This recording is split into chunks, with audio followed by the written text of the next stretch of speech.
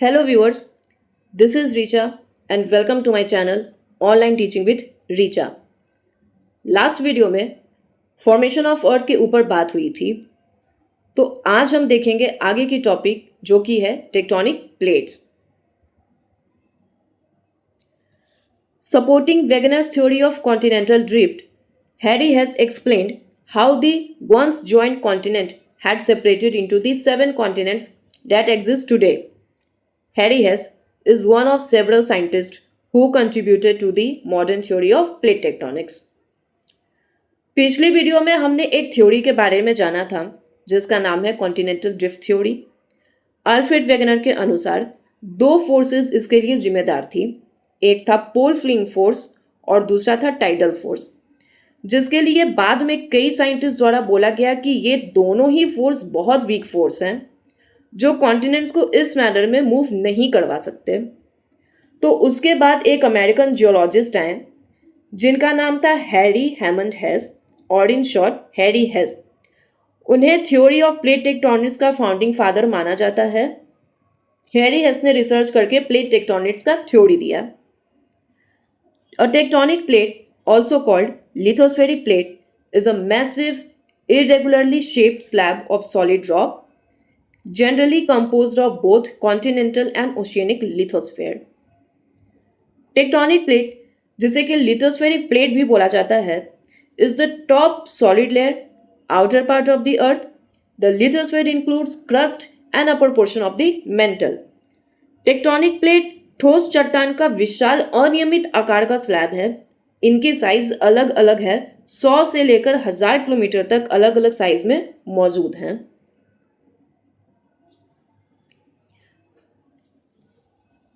इस डायग्राम में आप लिथोस्फेयर देख सकते हैं.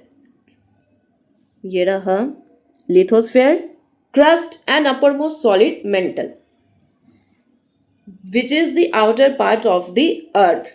It is the top solid layer of the earth. Harry हेस ने जो रिसर्च किया उसमें यह देखा गया कि ये माउंटेन हो गया, ये भी माउंटेन हो गया और बीच में ओशन फ्लोर हो गया. उन्होंने देखा कि ओशन के बीच में माउंटेन्स बने हुए हैं, तो उसकी कार्बन डेटिंग की गई, जिससे ये पता चला कि माउंटेन के बिल्कुल पास न्यू सरफेस है. ये रहा न्यू सरफेस, और जितना दूर जाएंगे सरफेस ओल्ड होता जाएगा.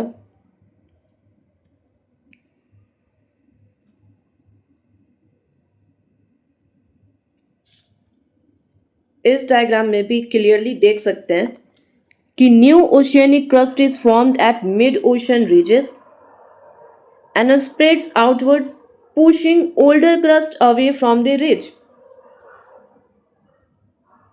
न्यू सरफेस बिल्कुल पास है और जैसे जैसे सरफेस दूर हो रहा है वो ओल्ड होता जाएगा. तो इससे एक सवाल ये उठता है कि जब पूरा पेंजिया एक ही टाइम बना है तो न्यू और ओल्ड सरफेस कैसे पाए जा रहे हैं. This theory argues that pieces of earth's lithosphere which is called tectonic plates are in slow constant motion driven by forces in the mantle. यानी कि अर्थ का सरफेस जनरेट होता रहता है, प्रोड्यूस होता रहता है और डिस्ट्रॉय होता रहता है. अंदर अर्थ की एक साइकिल चल रहा है जिसमें नई सरफेस मोल्टेन लावा से प्रोड्यूस होती है और जो पुराने रॉक्स हैं वो नीचे जाके मेल्ट हो जाती है. इस तरीके से प्लेट टेक्टोनिक थ्योरी दिया गया. Lithosphere is divided into several major and minor plates that glide over the mantle. Lithosphere several major और माइनर प्लेट्स में डिवाइड है और ये प्लेट्स एस्थेनोस्फेयर, जो कि मेंटल का पार्ट है, उसके ऊपर फ्लोट करते रहते हैं. Plates move horizontally over the asthenosphere. The continental lithosphere has a typical thickness of about 200 kilometre over continents. The oceanic lithosphere has a typical thickness of 5 to 150 kilometre over ocean plates. Continents में काफ़ी physical features होती हैं, जिससे continental lithosphere की thickness around 200 kilometre होती है और oceanic lithosphere की थिकनेस 5 to 120 किलोमीटर और 5 to 150 किलोमीटर होती है. अब यहाँ से ओशियनिक क्रस्ट और ओशियनिक लिथोस्फीयर में कंफ्यूजन हो सकती है। तो होता ये है कि uppermost part of the oceanic plate is called crust, which thickness is about 6 km and is composed of many layers made up of rocks rich in iron and magnesium, जिसे सीमा लेयर बोला जाता है। The oceanic lithosphere includes the crust and the upper mantle with its thickness in the range 150 km.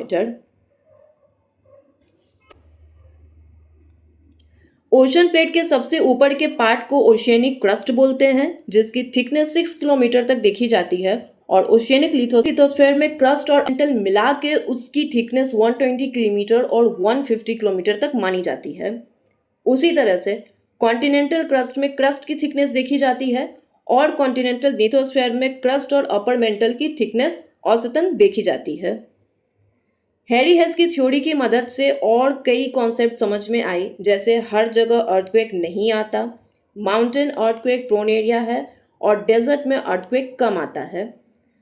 जब हम types of tectonic boundaries के बारे में पढ़ेंगे तब ये कॉन्सेप्ट अच्छे से क्लियर हो जाएगा। वोल्केनिक इरप्शंस भी हर माउंटेन्स में नहीं आते और कुछ में बहुत होते हैं, कुछ में बहुत कम। यंग फोल्ड माउंटेन्स कैसे बने, ओशियनिक ट्रेंच कैसे बने, ये सारे कॉन्सेप्ट्स हमारे प्लेट टेक्टोनिक थ्योरी की मदद से क्लियर होती है।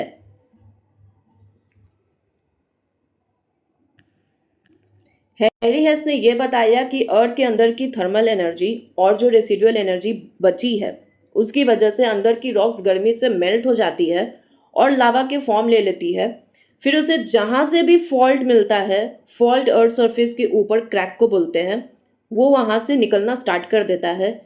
कई वीक लेयर भी रहा तो लावा वहाँ से बाहर आ जाता है और ये वोल्केनिक माउंटेन बनाना शुरू करता है। अर्थ ना तो छोटी हुई है ना बड़ी। अगर कुछ नया अर्थ सरफेस फॉर्म हो रहा है तो कुछ पुराना डिस्ट्रॉय हो रहा होता है ताकि एरिया मेंटेन रहे। तो जहाँ पे नई सरफेस जनरेट हो रही है वहाँ प्लेट आगे मूव होगी और दूसरे प्लेट से टकराएगी। Suppose this is plate A, plate B, plate सी।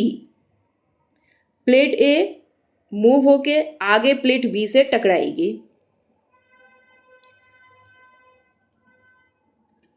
टकराने के बाद जो हैवी डेंसिटी की प्लेट होती है वो अर्थ सरफेस के नीचे चली जाती है, यानी सबडक्शन जोन में चली जाती है।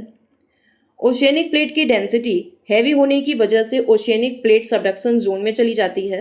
सबडक्शन जोन क्या है? ये region in which a portion of a tectonic plate sinks beneath another plate into the earth's interior. एक प्लेट दूसरे प्लेट के नीचे चली जाती है। ये वापस रिसाइकल होके ऊपर आती है।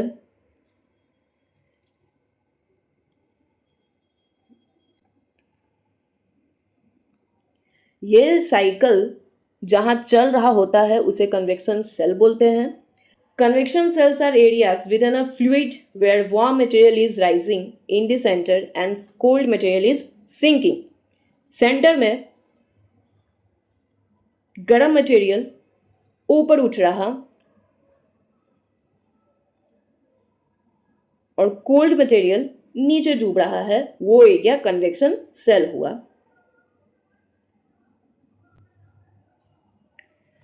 प्लेट जब सबडक्शन में नीचे जाती है तब गर्म से मेल्ट होकर वापस ऊपर आती है और जहां भी फॉल्ट लाइन या फ्रैक्चर मिला वहां से लावा के रूप में इरप्ट होकर वोल्केनो का फॉर्मेशन करती है।